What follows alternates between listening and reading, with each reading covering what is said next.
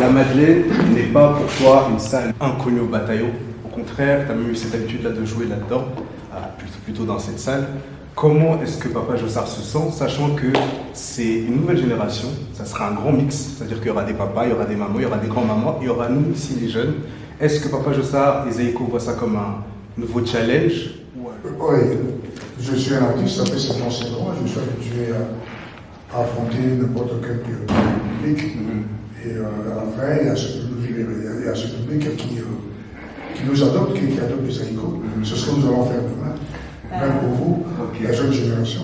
On le réalise peut-être pas, mais vous êtes là face à l'homme qui a la tête d'un groupe qui a influencé, qui influence encore aujourd'hui la musique du monde. À travers le monde, il y a des Zaïko, que ce soit aux Antilles, Kassav, quand vous entendez des cadences de Kassav, en Afrique, même ici, en Europe et aux États-Unis. Et donc, un groupe qui est l'un des héritages de l'histoire musicale du monde, tout simplement. Zaïko Langalanga, c'est notre patrimoine congolais. C'est notre patrimoine de la République démocratique du Congo. Je fais ma carrière, je ne sais pas si je passerai aujourd'hui ou demain, mais il faudrait que je puisse laisser les traces. Nous avons des projets à travers ma fondation. D'abord, n'eût été cette pandémie de Covid pour les 50 ans de Zaïko, on devait faire un appel pour demander à tous ceux qui ont nos anciens supports des 45 tours, nos anciens photos, de venir nous les proposer pour une location ou pour une vente.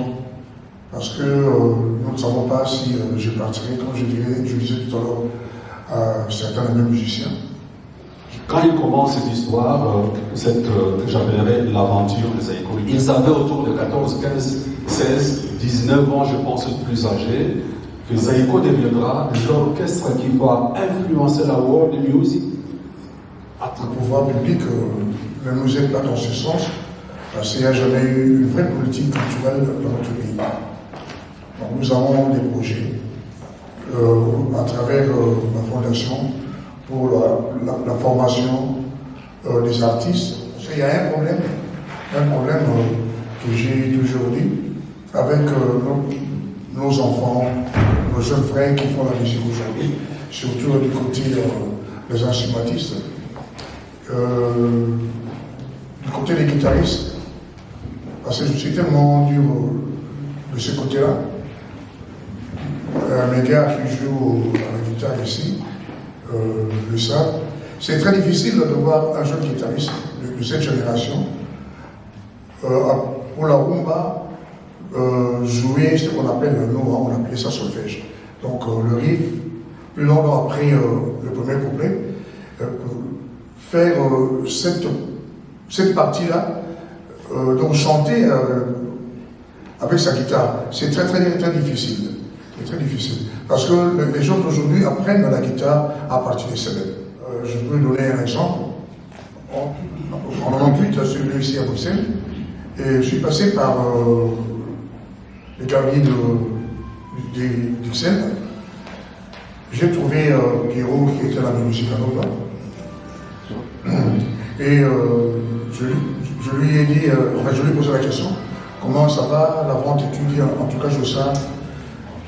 Moi, je compte fermer et rentrer chez moi en Italie. Je lui ai dit pourquoi. J'ai perdu beaucoup de clients. Parce que dans le temps, j'avais des clients qui venaient de la Scandinavie, un peu partout, même des Amériques du Canada ou des États-Unis, qui passaient par ici. Je pourrais vendre 10 albums en 10 minutes, parce que si je joue tel disque, il me dit mettez ça de côté. Je joue Bella Bella, il me dit mettez ça de côté. Mais aujourd'hui, si je fais écouter 10 disques à un de mes clients, il me dit oh, c'est pas les mêmes groupes qui jouent. Donc à la fin, la personne, au lieu de prendre 10 disques, il ne prend que 3. Donc ça ne marche pas. C'est-à-dire qu'il y a une monotonie. Il n'y a pas un travail conséquent que nos artistes de cette génération, c'est pas tous, mais quelques-uns. Parce que dans le temps, quand vous écoutez Bella Bella, sans que vous disiez voilà c'est Bella Bella, vous dites exactement que c'est Bella Bella. Vous écoutez Zaïko, Rita Benbo, Afriza, mais aujourd'hui c'est la même chose. Et cela c'est un danger, un véritable danger pour notre musique qui est la rumba congolaise. Voilà, c'est ça mon souci pour ma fondation, essayer de créer des ateliers pour les guitaristes, pour les chanteurs, pour les batteurs et ceux-là qui jouent au synthé pour pérenniser notre rumba qui est aujourd'hui, qui fait partie aujourd'hui du patrimoine immatériel de l'UNESCO.